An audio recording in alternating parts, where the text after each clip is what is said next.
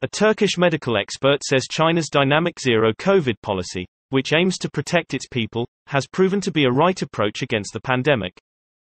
Bülent Ertuğrul, a specialist on infectious diseases and clinical microbiology from Istanbul-based Rayap Hospital, points out that China has made great efforts in containing the pandemic through medical research and pandemic prevention measures. Çin hastalık yayıldıktan sonra ve bir takım önlemler gündeme geldiğinde bu konuda büyük çabalar harcadı.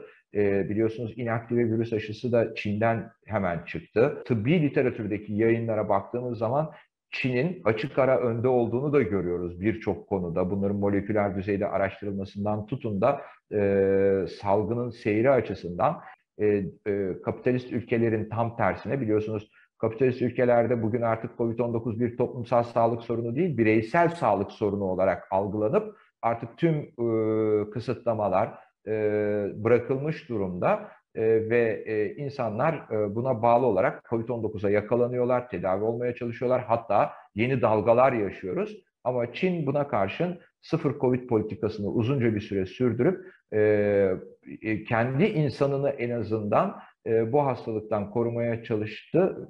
Bu konuda da bence o politikaları konusunda da doğruydu.